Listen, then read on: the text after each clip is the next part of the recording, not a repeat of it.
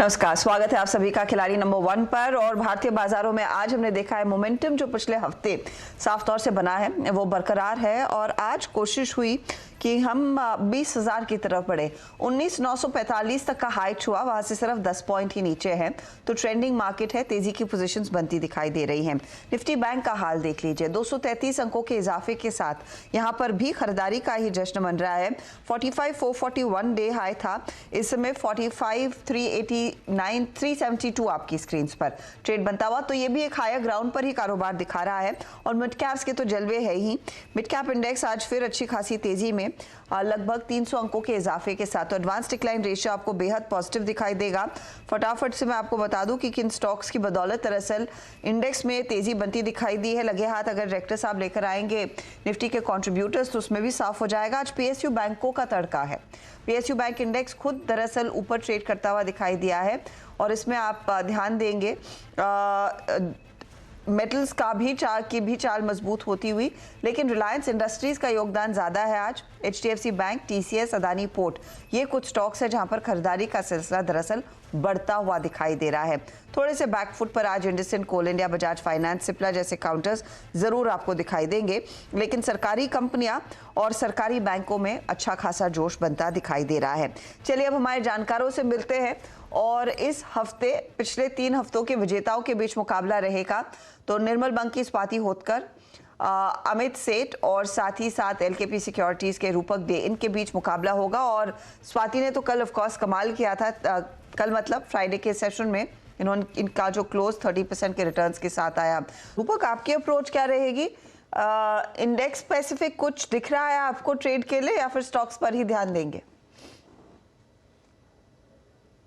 को मिल रहा है कि और बैंक की दोनों ब्रेकआउट है।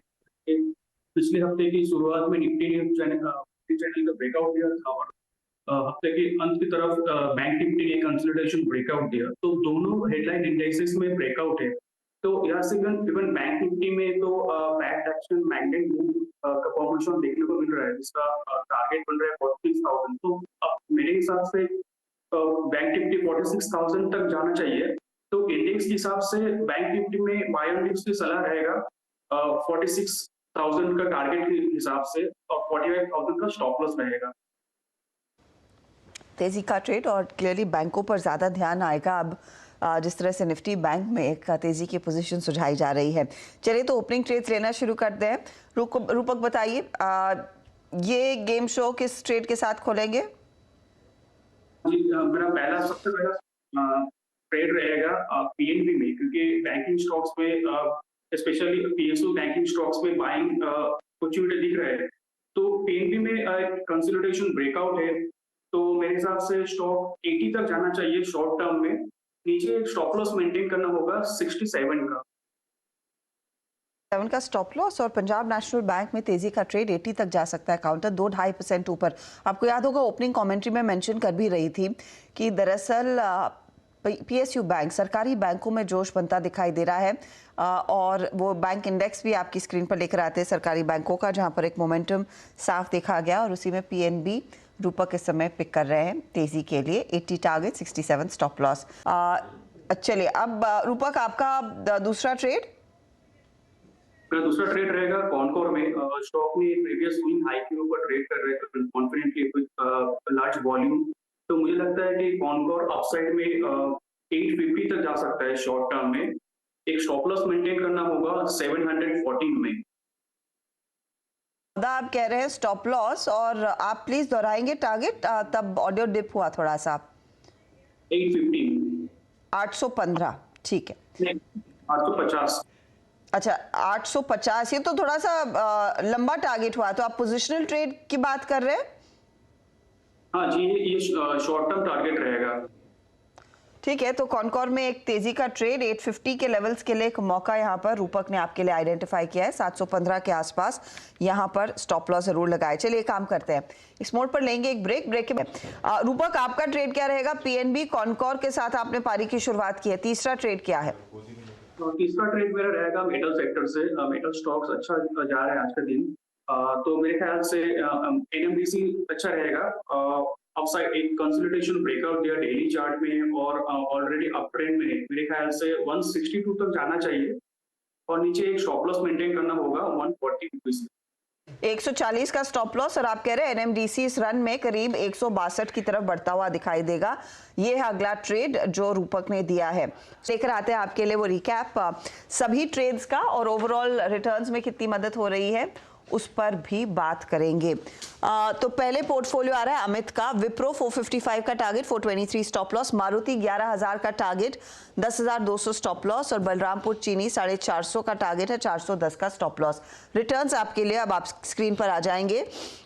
ये देखिए विप्रो 0.01%, बलरामपुर 0.08%, मारुति हल्का सा ड्रैग कर रहा है 0.04% तक का नेगेटिव टिक है यहाँ पर। स्वाति का पोर्टफोलियो स्क्रीन पर लेकर आते हैं। ग्रीन पैनल 415 का टारगेट, 375 का स्टॉप लॉस। निपॉन लाइफ 440 का टारगेट, 320 का स्टॉप लॉस। और त्रिवेणी टर्बाइन 440 का टारगेट है, 395 का स्टॉप लॉस। रिटर्न्स में ग्रीन पैनल 0.5% ऊपर, निपॉन 0.5% से ज्यादा एंड त्रिवेणी भी करीब 0.78% तक के रिटर्न्स जोड़कर इनको दे रहा है। अब आते हैं रूपक के पोर्टफोलियो पर। रूपक ने पीएसयू कंपनियों पर फोकस किया है। पहला आया पीएनबी 80 का टारगेट, 67 स्टॉप लॉस। कॉनकॉर 850 का टारगेट, 714 स्टॉप लॉस। एनएमडीसी 162 का टारगेट और 140 का स्टॉप लॉस है। इधर रिटर्न्स अगर आप देखेंगे तो पीएनबी 0.07, 0.11% का रिटर्न कॉनकॉर में, एनएमडीसी 0.21% के रिटर्न्स दिखाता हुआ। ओवरऑल रिटर्न्स की स्थिति क्या बन रही है ये आपकी स्क्रीन पर लेकर आते हैं। और मुनाफे का मीटर स्वाति के फेवर में जाता हुआ, क्योंकि इनके 3 ट्रेड्स में 0.5% से ज्यादा के रिटर्न्स बन रहे हैं।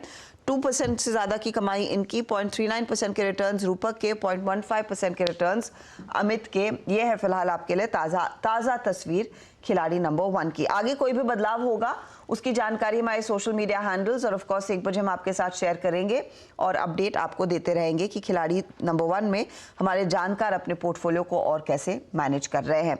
अच्छा, इस बीच इन्फोसिस स्क्रीन पर लेकर आते। कुछ ही देर पहले